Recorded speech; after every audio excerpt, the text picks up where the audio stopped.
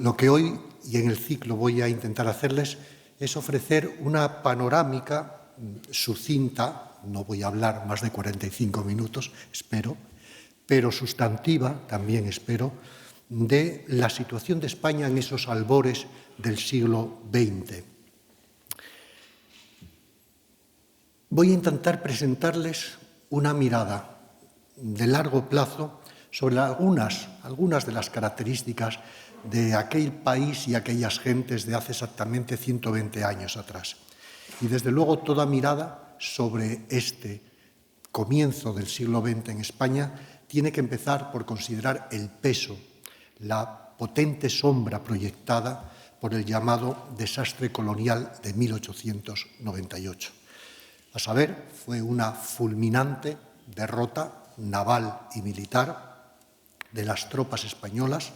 en una guerra muy breve, apenas fueron 4 meses de hostilidades, contra los Estados Unidos de América. Fue, como también podrán imaginar o recordar, un conflicto de naturaleza en extremo desigual entre los dos contendientes,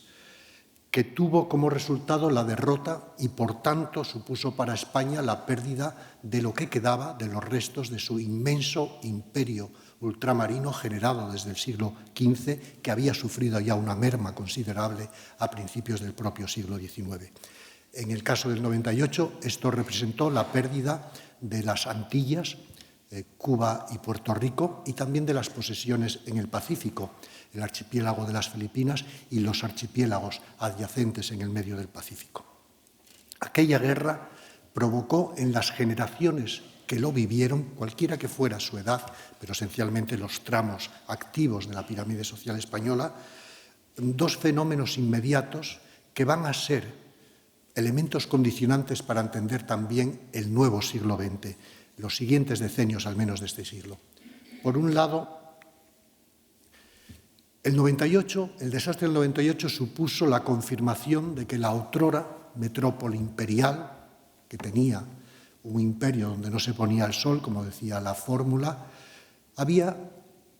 se había convertido, había devenido casi de la noche a la mañana y en un solo siglo en una pequeña potencia meridional del continente europeo. Una potencia ya exclusivamente peninsular, con muy vulnerables archipiélagos, las Canarias y las Baleares, que debería afrontar, a partir de ese momento, muy serios problemas de adaptación a su nueva condición internacional y iba a tener que lidiar con los problemas generados por esta transformación de su situación en el mundo. Por otro lado, el desastre del 98, y por eso lo conocemos con esta fórmula, el desastre, significó también una grave conmoción moral para la población española,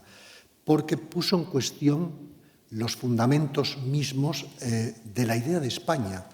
incluso de su identidad como nación y como Estado viables, capaces de sobrevivir ante los desafíos de esta modernidad en la que se estaba embarcando el mundo sin desintegrarse, sin disolverse.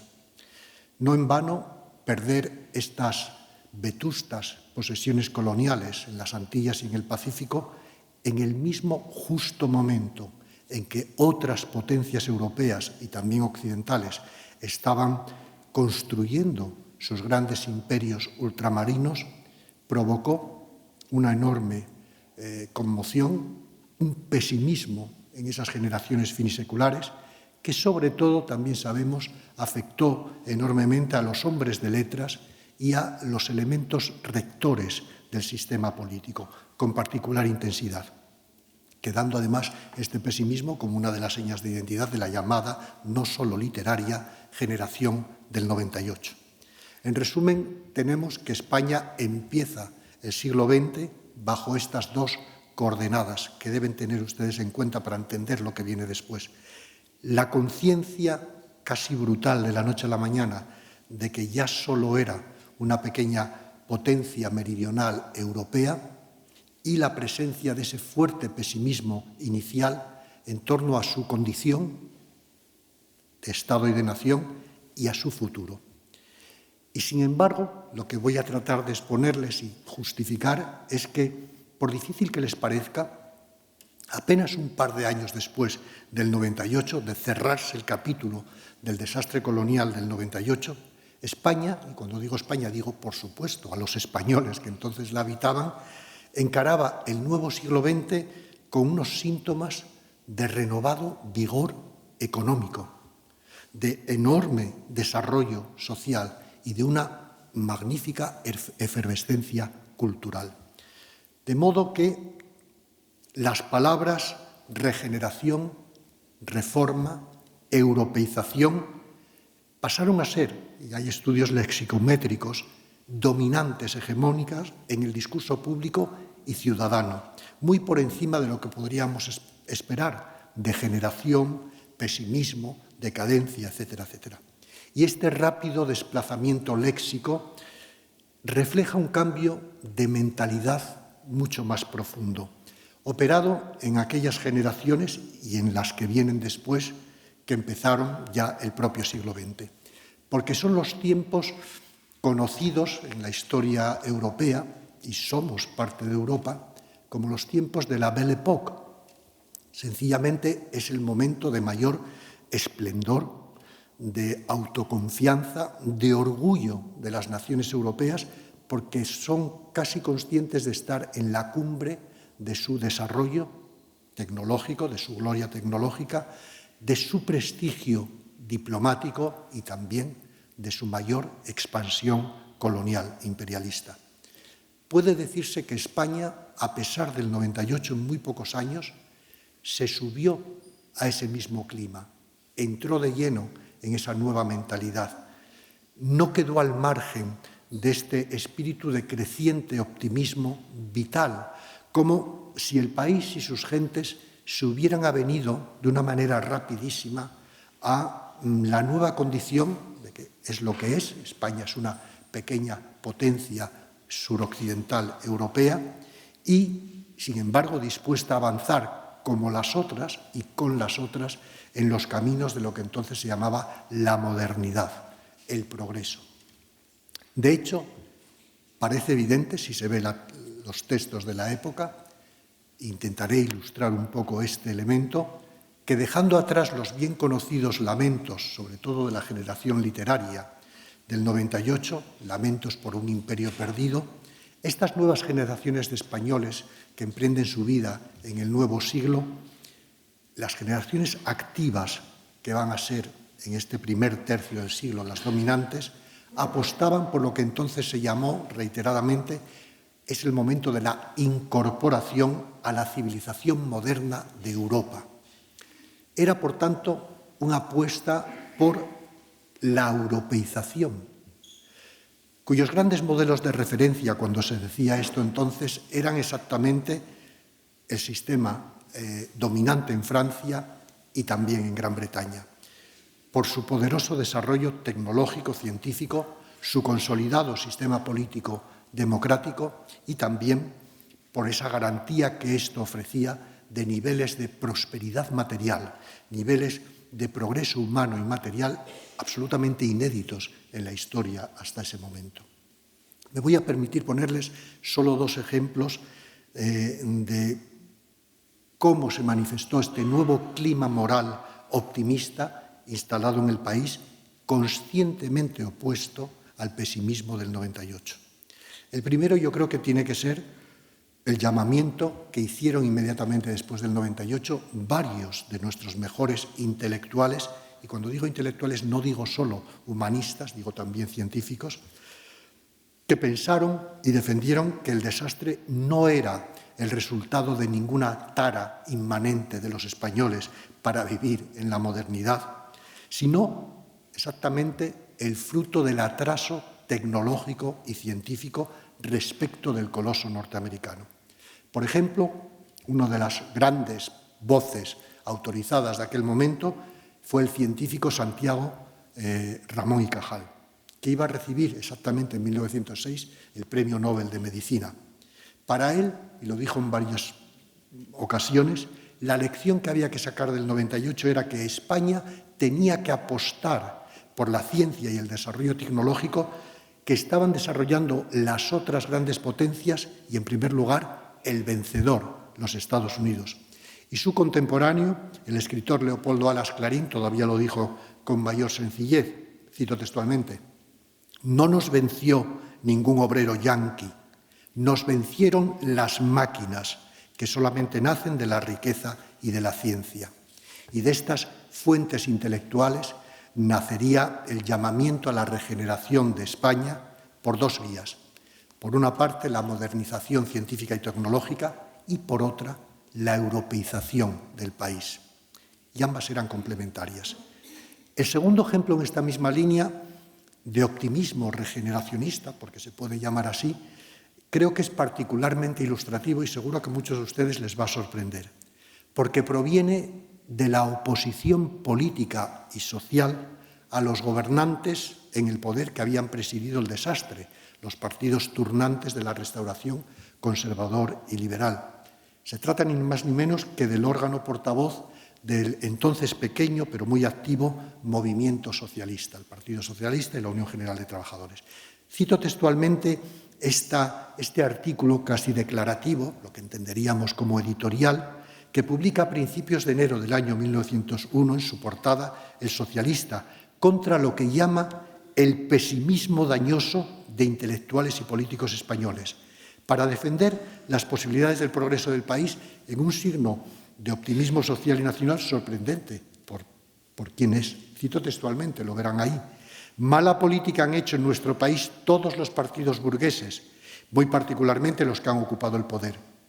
Mas, a pesar de ellos, España no ha retrogradado, antes al contrario, aunque lentamente, ha dirigido su rumbo por el camino del progreso. Si no fuera así, no habría aumentado la población española en el último siglo cerca de 8 millones de almas. Si hubiera caído tan abajo nuestro pueblo como se da a entender, no tendría grande industria, y hoy la tiene, en Cataluña, en Vizcaya, en Asturias y comienzos de alguna importancia en otras regiones. Si no hubiésemos alcanzado de un siglo acá bastante más instrucción, el clero nos dominaría fácilmente. Si la masa obrera fuese tan ignorante como era a principios del siglo pasado, iría a remolque de los defensores del absolutismo o de los partidos burgueses. Si verdaderamente hubiésemos degenerado, España no existiría como nación,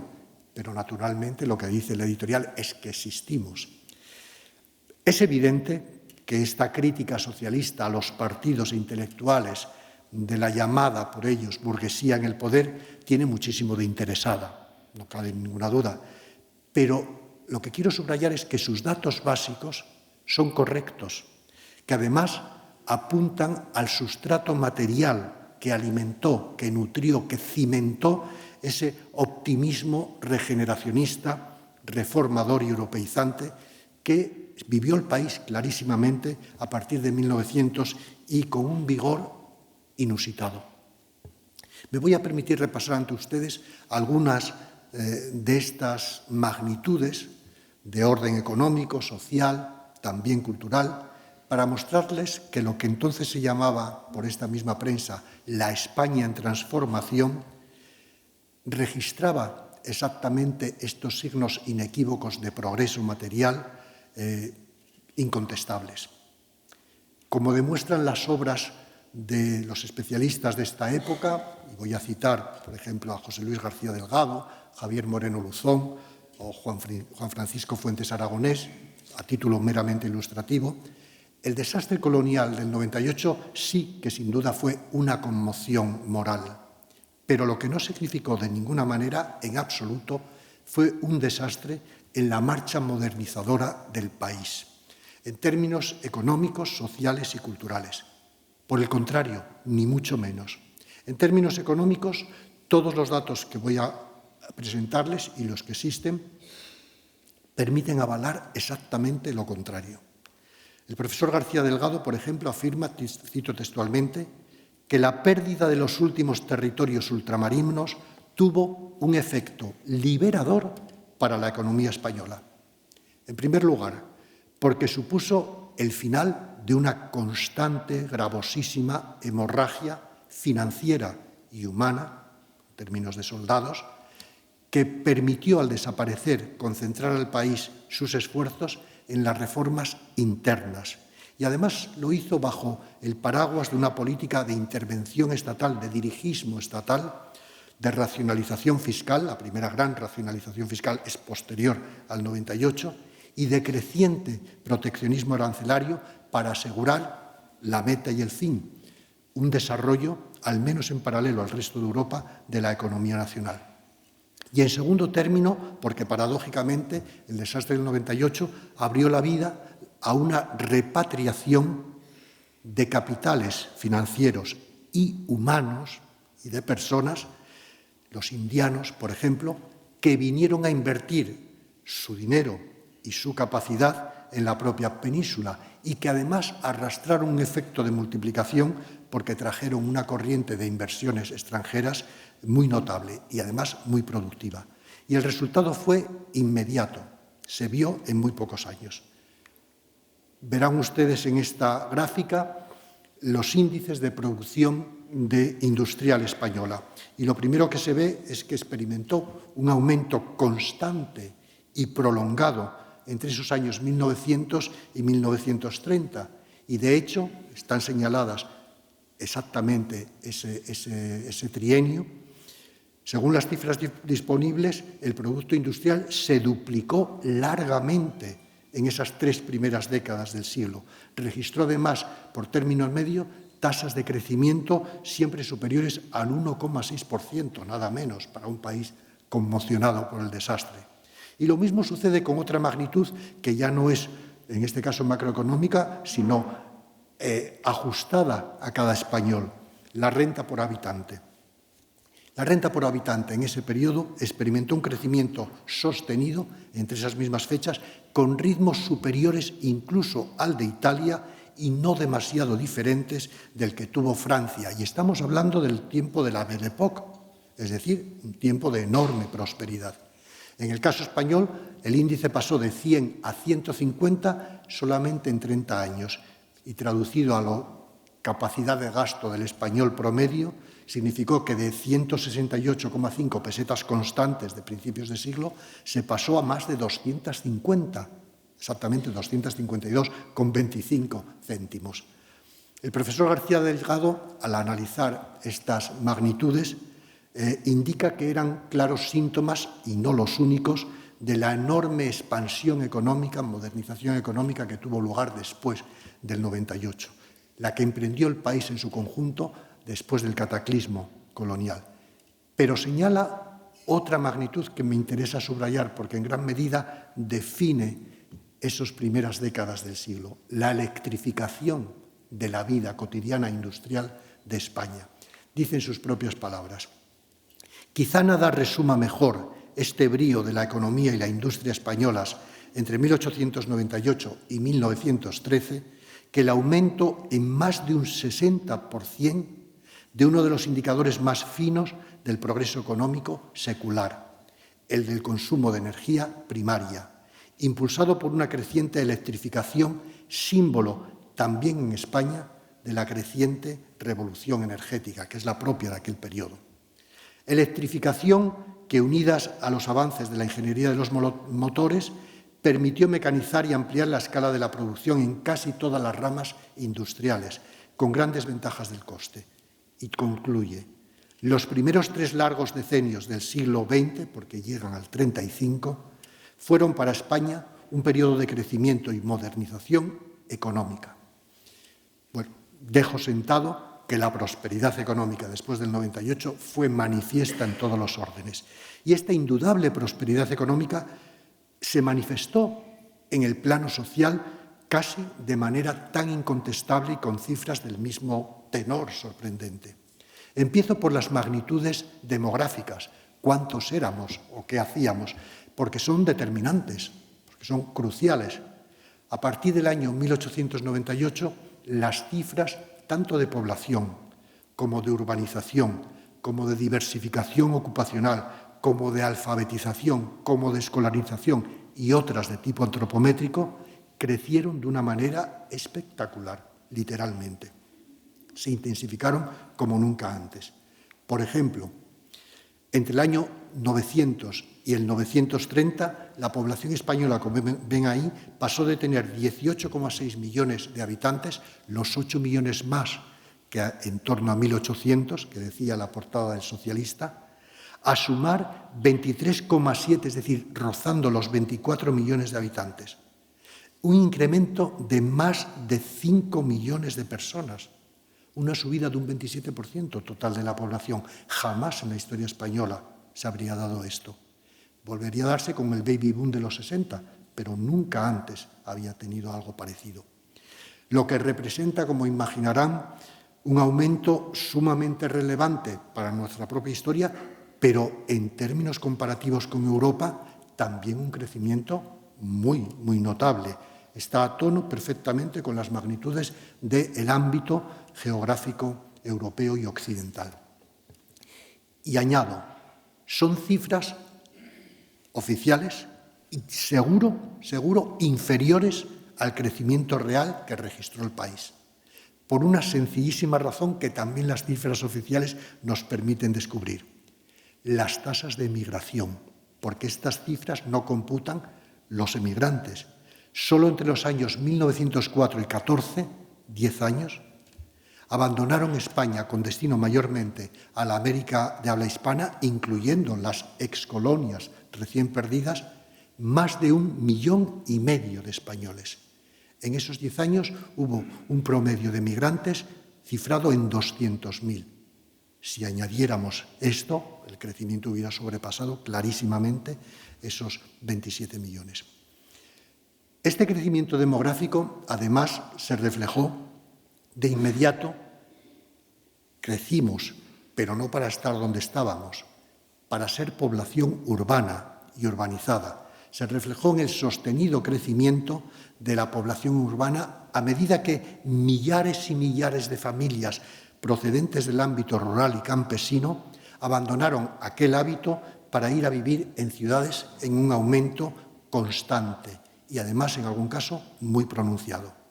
Fíjense ustedes, no sé si lo verán bien, pero en 1900 un 60% de los españoles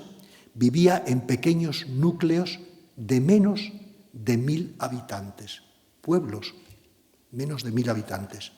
el 60%. 30 años después, solo un 10% seguía viviendo en esos núcleos. Otro 50% se había ido, ¿a dónde? A las ciudades. Los habitantes de ciudades entre 10.000 y 100.000 habitantes, y ya son netamente ciudades a efectos demográficos y estadísticos, habían pasado de ser solamente un 2,3 a sumar el 28%, y paso a las grandes ciudades de más de 100.000 habitantes. En 1900 apenas eran 6, con Madrid y Barcelona a la cabeza. No suponían nada más que 1,6 millones de personas de aquellos 18 millones. Pero es que 30 años después había más de 12 ciudades en España, superando la cifra de 100.000 y unas cuantas rozándolo. Y acudían a ellos, vivían, residían en ellas, nada menos que más de un 16% de la población. A su vez, ya tenemos a Madrid y Barcelona, que son clarísimamente megalópolis, porque superan claramente 400.000 y medio millón y casi rozan el 1.000.000 de habitantes. En definitiva, lo que quiero decirles es que España estaba deviniendo en una civilización, en un país de civilización mayormente urbana y urbanizada. No era esto, como se cree a veces, una especie de mundo agrario con un apéndice pequeño urbano, todo lo contrario. En términos de ocupación laboral, esta transformación también fue radical. La estructura de la población activa en España durante estas épocas se modificó radicalmente. España, a la altura del año 30, era mucho menos agrícola y ganadera de lo que se creía y mucho más industrial y de servicios terciarios de lo que algunos creen. En otras palabras, a la altura del año 30, como verán ahí, el sector agrario, ganadero y agrícola, que en 1900 era la actividad hegemónica de la población activa laboral española, con porcentajes que bordeaban, como ven, el 67%, a la altura del año 35 había descendido al 45% del total, lo cual quiere decir que los sectores secundario y terciario de la economía pasaron de ese 33% sumado a más de la mitad del conjunto, superan el 55%. Dicho de otro modo, España había dejado de ser principalmente una economía agraria con esa pequeña bolsa menor de industria y servicios terciarios modernizados para ser ya un país industrializado, un país con un potente sector de servicios modernizado. Y este cambio económico tuvo su reflejo vivencial, existencial, perceptible geográficamente. Se manifestaba en una dualidad de espacios, de territorios que resultaba a los contemporáneos y a los que nos visitaban muy llamativa para la época. Todos los testigos nos hablan de la coexistencia de dos Españas, una España rural y agraria, básicamente anclada en la tradición, no necesariamente estancada, pero donde el peso del pasado era muchísimo más fuerte. Y al lado suyo, a veces, a escasos kilómetros de distancia, una España urbana, industrial, de economía terciaria, instalada plenamente en la modernidad y en la voluntad europeizante. Y todos estos síntomas sociales de prosperidad y de modernización productiva se apreciaron en otro factor, otra dimensión que es crucial, el aumento espectacular de las tasas de alfabetización y de escolarización de la población española. Significativamente, en el año 1900, y ya entenderemos por qué, se creó el primer Ministerio de Instrucción Pública. Al año siguiente, el Estado hizo algo sustancial, asumió a cargo del presupuesto público el pago de los salarios de los maestros de los niños españoles, en lo que era una política punta de promoción de una campaña estatal de escolarización y alfabetización que fue muy exitosa, con unos enormes efectos visibles. En 1900 todavía un 57% de la población española, la mayor de 10 años, porque no tiene sentido incorporar a los recién nacidos, son tasas de alfabetización depuradas, ¿no? Pues ese 57% eran todos analfabetos y no habían sido escolarizados. Pero 3 décadas después, en 1900, la tasa de analfabetismo, la que excluye a los niños menores de 10 años, había caído hasta poco más de un 32%. Y casi todos los niños, eso sí, varones, no las mujeres, no las niñas, estaban ya escolarizados obligatoriamente. Es decir, había surgido en estos años, 30 años, una población española que mayoritariamente sabía leer, sabía escribir con soltura y era el poderoso mercado de una industria floreciente de la producción libraria y de la circulación de periódicos y de revistas. Y basta recordar aquí que son esos años, los grandes años de aparición de algunos de los mejores periódicos, que además algunos perviven, para que vean ustedes ahí el salto que se da entre 1900 y 1920. Las cabeceras de cada una de ellas, que eran 1340 hacia 1900, pasan a ser más de 2280 años después. Particularmente relevantes por su modernidad fue el diario ABC, de tendencia monárquica dinástica, el diario El Debate, que era el órgano oficial de la jerarquía eclesiástica española, El Sol, que era el gran periódico de los demócratas y reformistas, y a mucha distancia órganos como El Socialista, que ya he mencionado, y otros órganos de la izquierda obrera o de grupos catalanistas y vasquistas. Esta intervención estatal en la educación, que tuvo tanto éxito, fue paralela a la creciente asunción por el Estado también, se apreciaba, en esta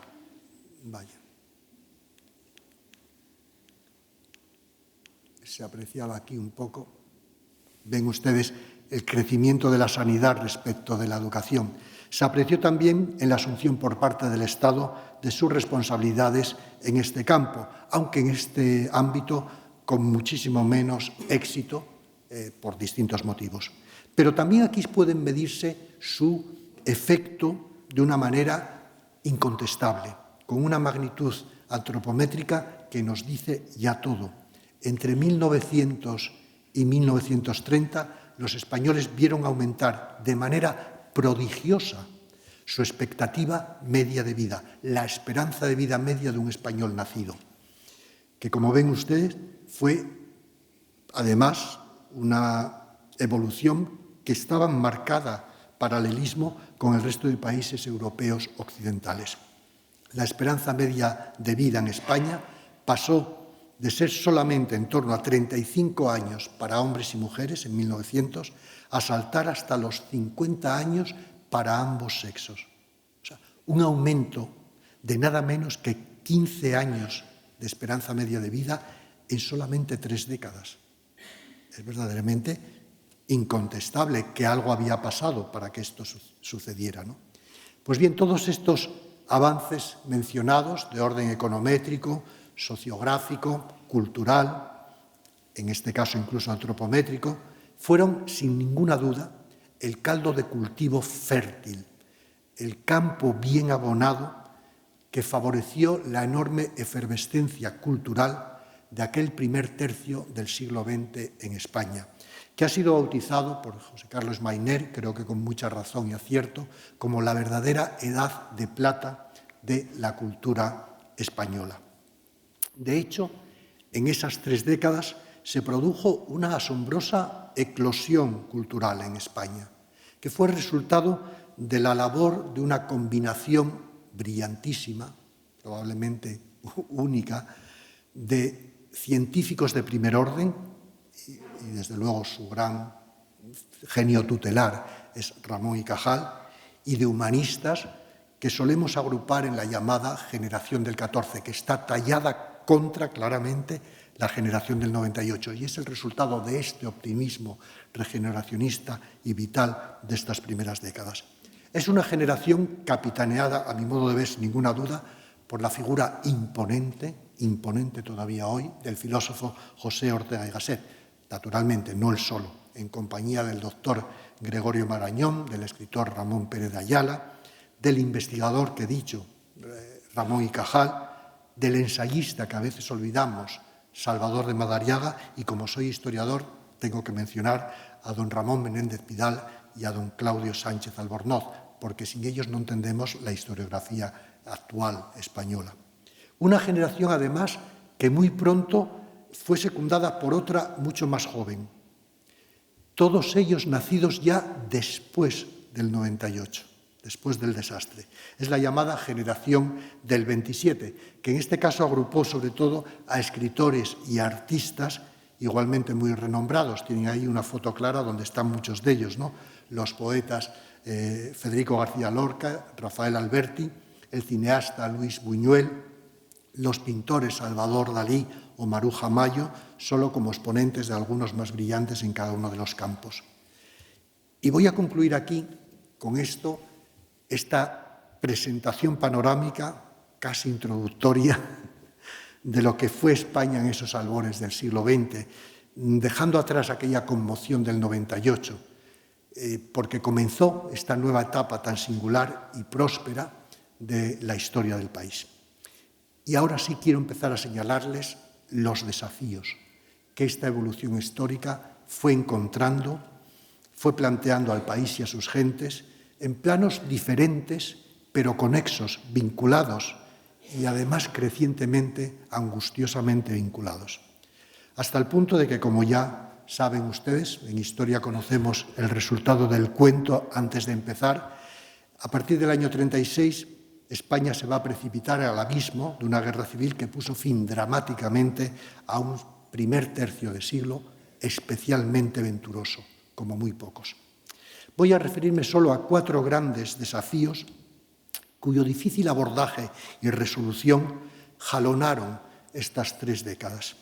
van a ser respectivamente el desafío de orden social, el desafío de orden territorial, un desafío de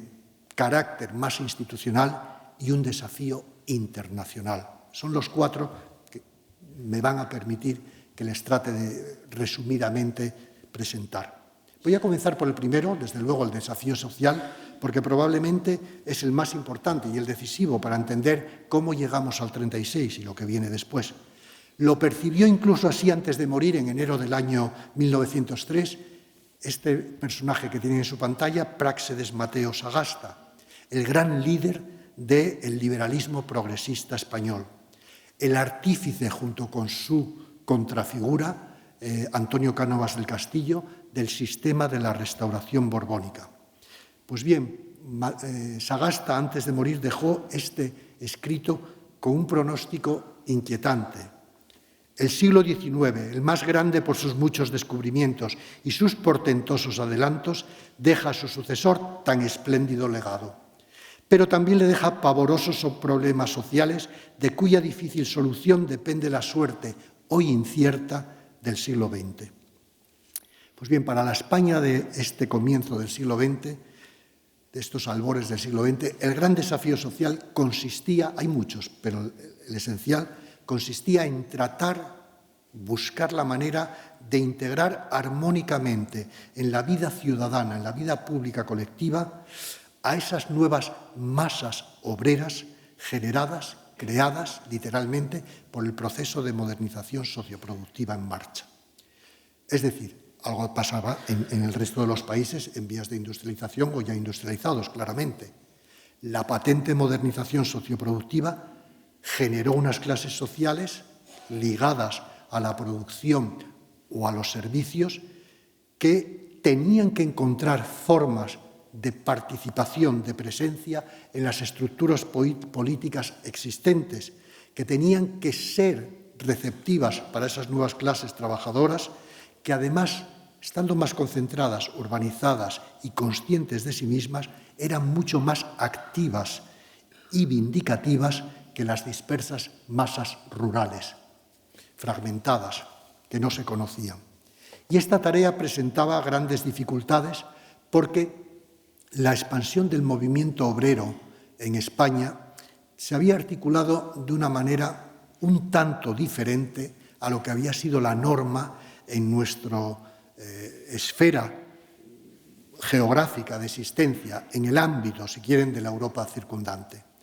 En esencia, y lo digo muy sintéticamente, desde el último tercio del siglo XIX, el movimiento obrero en España se había conformado en torno a 2 núcleos geográficos y socioproductivos muy diferentes y además muchas veces muy enfrentados. En primer lugar, lo ven ahí, un potente movimiento mayoritario, subrayo, mayoritario, de inspiración anarquista, de perfil decididamente revolucionario, además, en muchos casos, violentamente antipolítico, con una táctica sindical normalmente siempre maximalista e intransigente. Un movimiento libertario que en el año 1910 había logrado conformar su gran sindicato, que era la llamada Confederación Nacional del Trabajo, la CNT. El ámbito de implantación de este gran movimiento sindical libertario conformaba, como ven ahí, un eje geográfico crucial. Extrañamente, pero combinaba al proletariado fabril de Cataluña y al proletariado rural de Andalucía. A la altura de 1919, que es un año crucial, había logrado superar la cifra de 500.000 de afiliados. 500.000 de afiliados. No lo tiene ningún sindicato, ni todos los existentes en España hoy, juntos.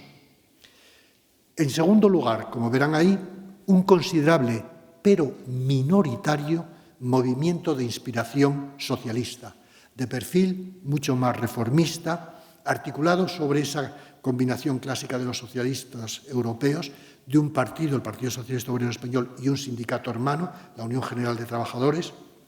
que practicaban una táctica sindical casi copiada del homólogo francés, que era en política y en la acción sindical muy posibilista, muy abierta o tendente a la negociación y, desde luego, partidaria no de la destrucción del Estado, sino de la mediación del Estado en la vida laboral. Su ámbito de implantación conformaba un triángulo también crucial: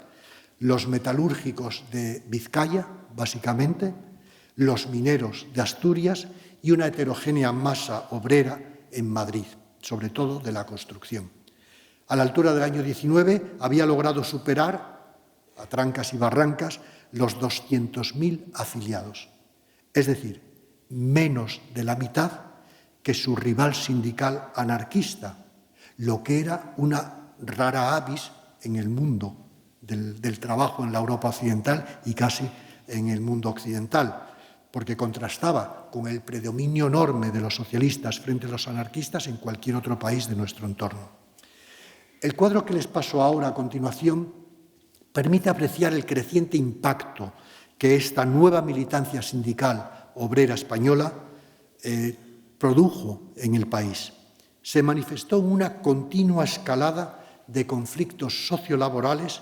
hasta el año 1923, tomen nota, la implantación justo de la primera dictadura militar en España, la dictadura del general Miguel Primo de Rivera. Es una escalada que tiene varios picos, como verán ahí, de huelgas y de huelguistas, no solo el número de huelgas, sino el número de participantes,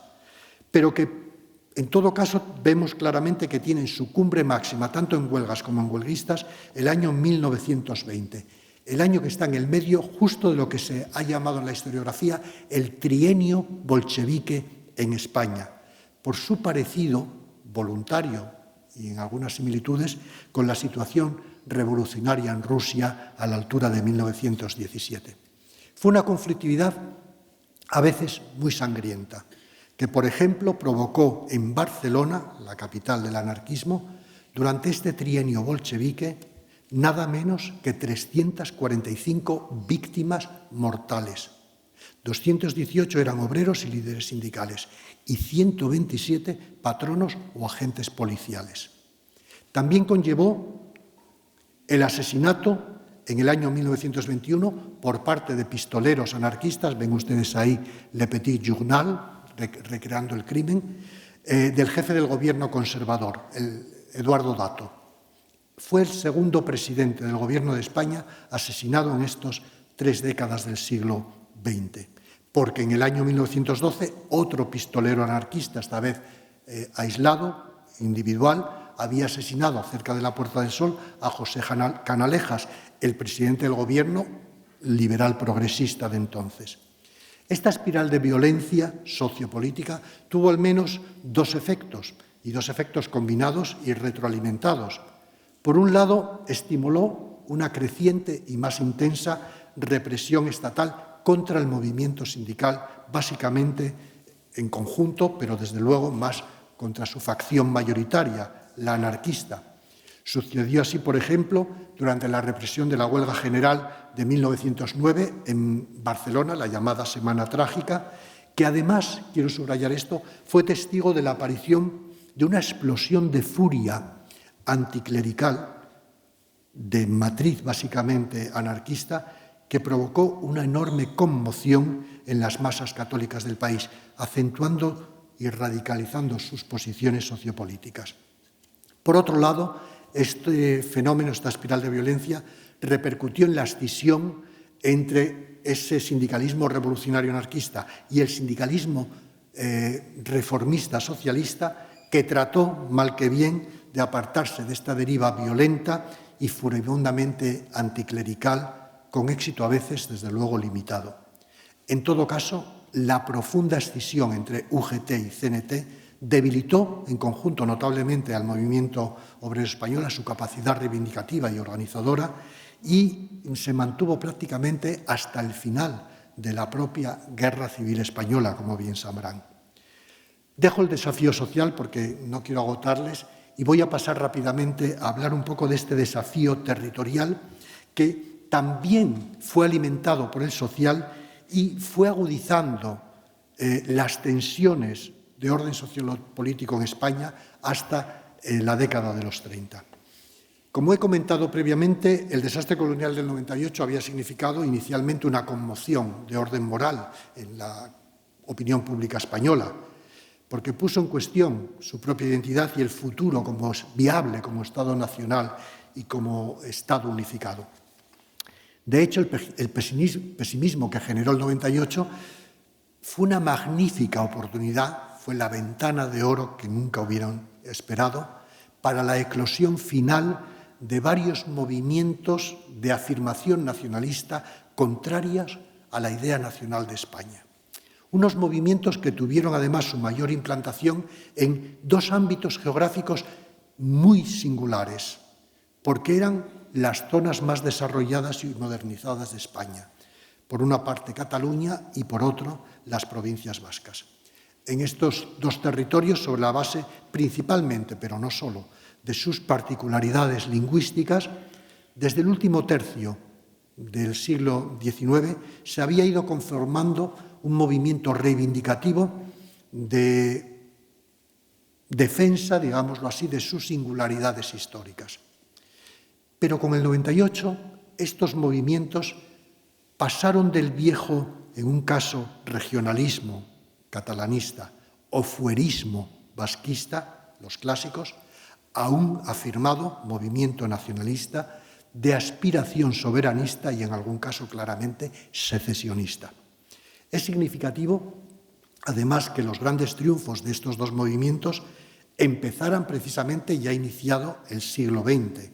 En Cataluña fue ya en 1901 cuando Francesc Cambó organizó la Lliga Regionalista, el gran partido inicial del catalanismo nacionalista, que ese mismo año celebró por primera vez la Diada, recordando una derrota, la de 1714, como principio de la reivindicación nacional catalana. 5 años después, el Cambó y la Lliga promovieron la difusión de este libro de Enric Prat de la Riba, que yo creo que es un auténtico catecismo de cualquier buen nacionalista catalán, la nacionalidad catalana. Y poco después, este movimiento nacionalista, nacionalismo secular, habiendo adoptado una estrategia posibilista, una estrategia autonomista de negociación, logró su mayor triunfo en 1914, cuando hubo autorización gubernativa para formar la primera Mancomunitat de Cataluña, que es el primer organismo desde el siglo XVIII que permite agrupar en alguna entidad con alguna función a las 4 provincias catalanas. En el caso del País Vasco sucedió prácticamente lo mismo. Los años de entresiglos contemplaron la expansión, configuración y fortalecimiento de un nuevo nacionalismo vasco que tenía en Sabino Arana a su gran profeta y en el Partido Nacionalista Vasco a su organización matriz, porque el Partido Nacionalista Vasco inicialmente no era un partido, era el pueblo en marcha, era Euskadi en marcha. Era un nacionalismo mucho más radical, más clerical, más tradicionalista en el ideario que su homólogo catalán y también mucho más intransigente y mucho más maximalista en sus aspiraciones secesionistas y en su táctica política, al menos hasta 2 años antes de la muerte de Arana. En todo caso, a la altura del año 17, se había convertido ya en la principal fuerza política en Vizcaya. Dominaba ya la Diputación Provincial, con todos los recursos que tenía la Diputación Foral, y también dominaba la Alcaldía de Bilbao. Y claramente se estaba extendiendo en las otras 2 provincias vascas y en Navarra. La floración de estos 2 nacionalismos periféricos significó un enorme desafío para el sistema político parlamentario vigente, no solo porque ponía en cuestión, que ya era mucho, la identidad nacional española y, por tanto, su legitimidad, sino porque ponía en cuestión la estructura centralista del Estado español, del Estado liberal español. Y la respuesta a este desafío iba a oscilar en grados diferentes entre la alternativa de la negociación y la aceptación de cierto grado de autonomía, la mancomunidad es un ejemplo, y de descentralización, por tanto, y la alternativa de la represión y el rechazo intransigente a toda modificación de la estructura centralista estatal. En todo caso, este desafío territorial, al igual que el social, tuvo un enorme impacto sobre el tercero de los grandes desafíos que quiero plantearles rápidamente. lo que podríamos llamar ya el desafío institucional. En esencia, se trataba de determinar por los líderes políticos españoles qué cambios, si es que eran necesarios, y parecía que sí, tenía que asumir el sistema liberal parlamentario vigente desde la Restauración borbónica de 1874. Un sistema definido por los principios integrados en la Constitución de 1876, con la soberanía compartida entre las Cortes y la Corona, por la existencia de dos grandes partidos dinásticos, conservador y liberal, que se alternaban en el ejercicio del poder, a veces mediante prácticas, como denunciaba esta revista, electorales de tipo caciquil, y en todo caso, por la relegación del ejército a funciones propias y ajenas al gobierno civil. Era un sistema civilista, de primacía clara de la autoridad civil. Sin duda, 1898 supuso un golpe a la estabilidad de aquel sistema, que fue acusado del atraso del país y de la abrumadora derrota ante los Estados Unidos. Fue condenado como sistema corrupto, que era, en palabras bien conocidas de Joaquín Costa, cito textualmente, oligarquía y caciquismo como forma actual de gobierno. En el plano institucional, las alternativas que fueron perfilándose en estos 30 años para modificar aquel sistema fueron claramente de tres tipos, tres grandes núcleos, grosso modo definidos. Por una parte, la alternativa que podríamos llamar reformista, que alentaban las fuerzas dinásticas, sobre todo de centro-izquierda, si quieren ustedes, con apoyo de fuerzas ajenas al sistema, de la oposición democrática, por ejemplo, del Partido Reformista, incluso republicana y hasta socialista. Pretendían todas ellas seguir el modelo de democratización que significaba la Tercera República Francesa o las grandes modificaciones electorales que habían hecho de Gran Bretaña, casi desde 1887 en adelante, y 1918, un ejemplo claro de democracia de masas. Una alternativa de enorme éxito y prestigio en aquel momento, claro. En segundo lugar, también estaba la alternativa que podemos llamar revolucionaria, porque se había configurado, se había visto en 1906, en el trienio bolchevique, y dominaba ya todo un país, la antigua autocracia de los zares.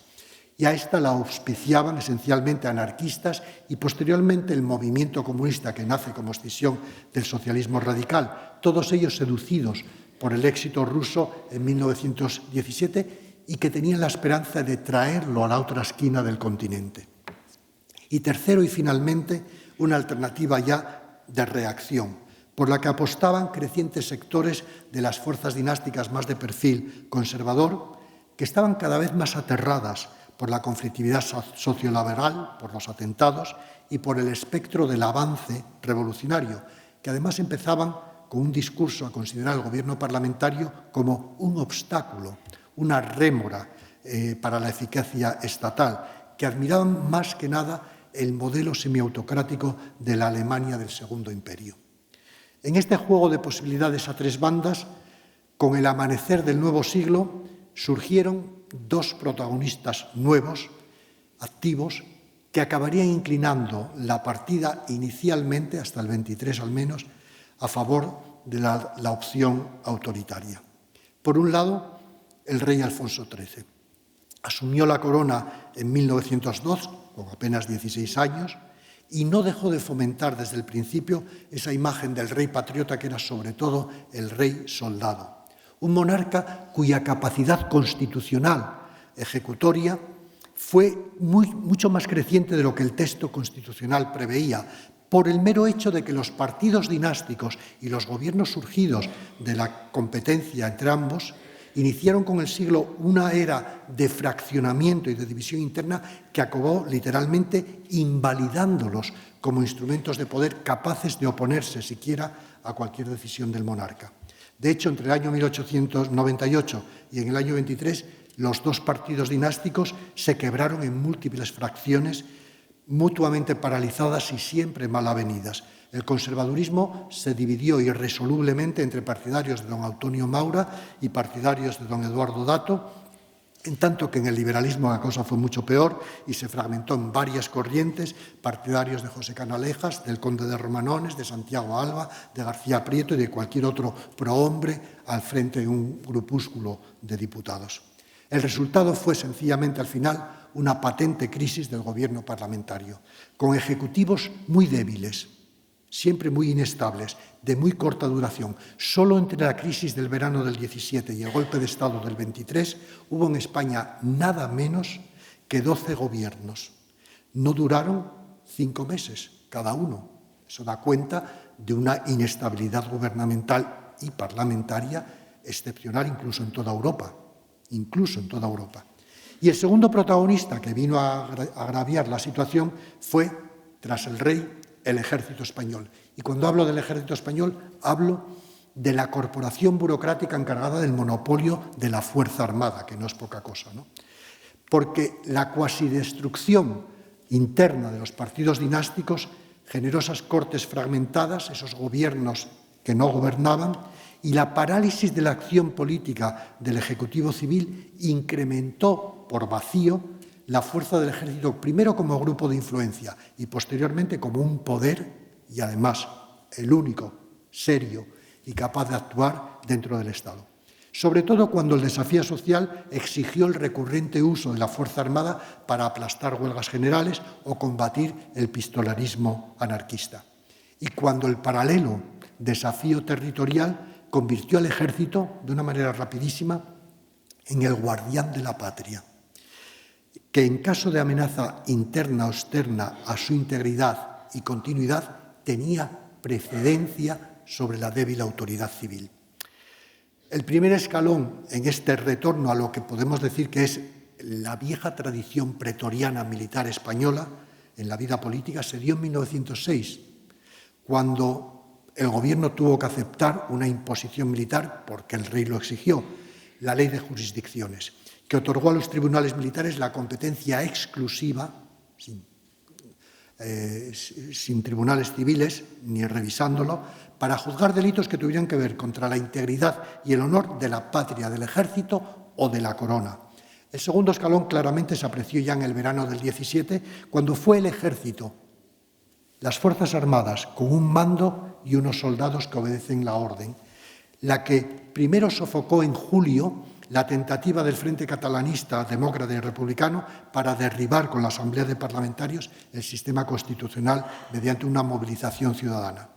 Y un mes después, todavía más importante, en agosto, cuando el ejército aplastó la primera huelga general obrera convocada por la UGT y la CNT en España, con un saldo tremendo, 80 muertos y 150 heridos graves por actuación militar.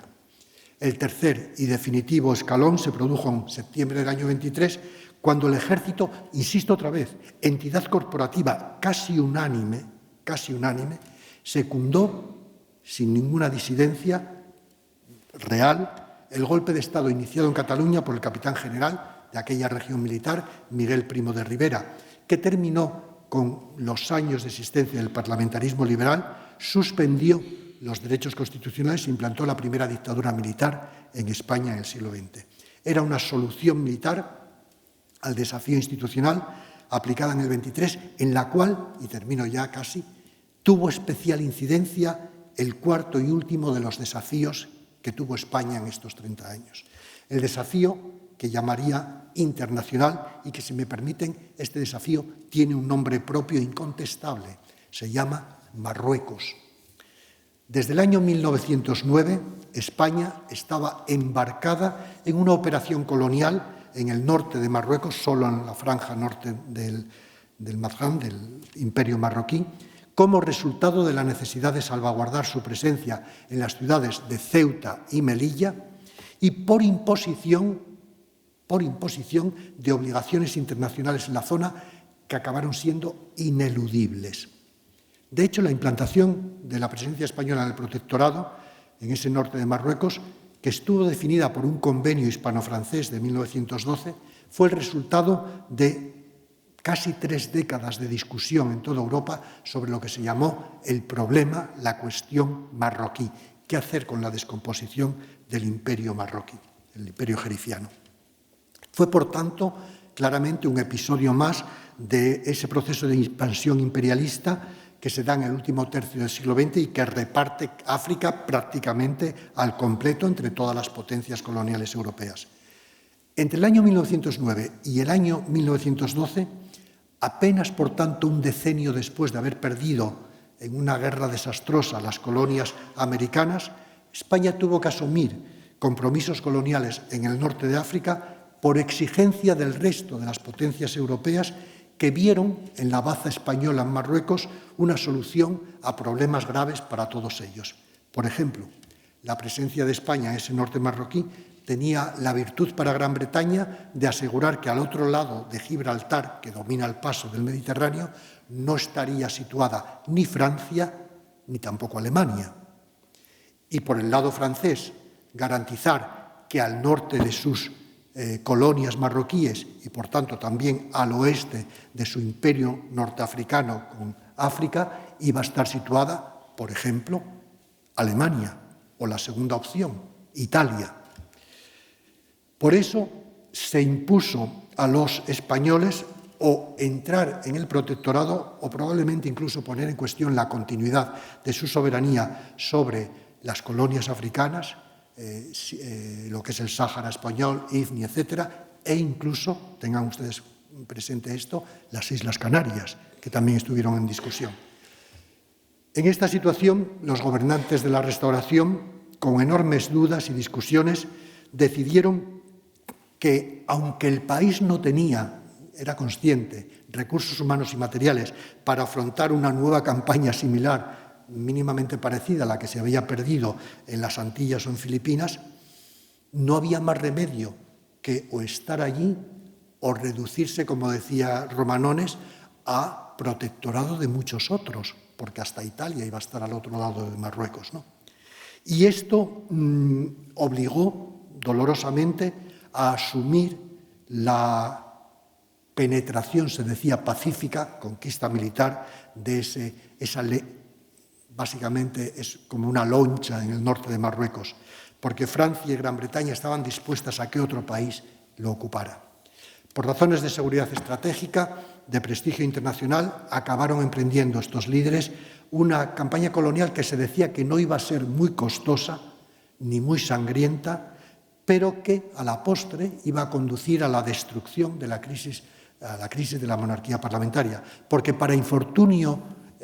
español, la zona española que le toca a España es la más levantisca de todas las que tenía el Mazján, el imperio jerifeño. Allí donde los rebeldes del Rif eran incluso poco dominados por la autoridad del sultán. Y por eso la penetración colonial exigió un coste humano y financiero constante, agotador, que excitó las protestas de la opinión pública como nunca y que aumentó el desacuerdo entre líderes civiles y mandos militares. Y el punto crítico de esta discusión llegó en el verano de 1921, con la estrepitosa derrota del ejército español ante los rebeldes rifeños dirigidos por Abdelkrim en esa llanura de Anual de infausto recuerdo, porque en apenas 2 meses de combates, más que de combates de huida, casi 8.000 soldados españoles perdieron la vida y más de 2.000 cayeron prisioneros. Un desastre como el del 98, literalmente. Desde entonces la búsqueda de responsabilidades enfrentó a los líderes políticos con los altos mandos militares, porque se hizo una inspección de qué pasó en Marruecos y muchos militares pagaron con el deshonor y el abandono sus responsabilidades, pero no se hizo así con los líderes civiles. Los militares reprochaban a los políticos primero su falta de apoyo económico y moral para llevar a cabo la tarea de ocupación en las campañas y después de Anual la voluntad de hacer del ejército lo que ellos decían un chivo expiatorio del fracaso colonial, que es tanto nuestro como vuestro, les decían. En este pulso entre autoridad civil y militar, el rey Alfonso XIII claramente se alineó con el ejército, un apoyo que se recrudeció a partir del año 23 con motivo de las acusaciones parlamentarias contra el monarca por su actitud militarista y además por atribuirle responsabilidad directa en el desastre de Anual. Y en este contexto crítico, con el ejército como baluarte contra el espectro de la revolución social y de la disolución nacional, Alfonso XIII acabó aceptando una exigencia de la enorme mayoría del ejército, que les diera el poder directamente, que acabara con ese obstáculo de gobierno parlamentario, de unas cortes fragmentadas y no representativas. Y esos mandos militares llevaron a cabo sus propósitos, liderados por el general Miguel Primo de Rivera con el golpe militar de septiembre del 23, con una retórica conocida, costista, en gran medida heredada también de parte del maurismo, regeneracionista, patriótica, que se apoyaban en un combinado de nacionalmilitarismo y nacionalcatolicismo de enorme eco popular, más de lo que creían algunos, en gran medida porque la derrota de Anual había servido para un gran acicate de transformación profunda en las filas del ejército español, una radical transformación del ejército, que pasó a ser en muy pocos meses un organismo combatiente muy eficaz, consciente, muy orgulloso de su propia capacidad técnica. Lo apreció de una manera enorme, creo que me he fallado, lo apreció Ortega y Gasset en ese texto maravilloso. Marruecos hizo del alma dispersa de nuestro ejército un puño cerrado, moralmente dispuesto al ataque, y el ataque se produjo a fines del 23 contra el régimen liberal parlamentario de la Restauración, que recibió ese golpe de gracia a manos del propio rey y por iniciativa de su potente y poderoso brazo militar. Y así se zanjó la posibilidad de que aquel sistema deviniera tanto en una democracia reformista como la posibilidad de que pereciera en el curso de una revolución colectivista, aunque, como también saben, esta solución militar duraría apenas 6 años y con su caída en el año 31 arrastraría a la propia monarquía y abriría una nueva etapa con la proclamación de la Segunda República. Pero me voy a permitir terminar aquí este recorrido a vuelo de pájaro de estos primeros 3 decenios del siglo XX, porque el 23 cerraba esta etapa gloriosa de los albores del siglo XX, que había empezado, como he tratado de verles, con ese pesimismo inicial en torno al 98, para alumbrar en muy poco tiempo un optimismo vital, modernizador, regenerador, que llevó adelante una transformación brillantísima de todo el país. Muchas gracias por su amable atención.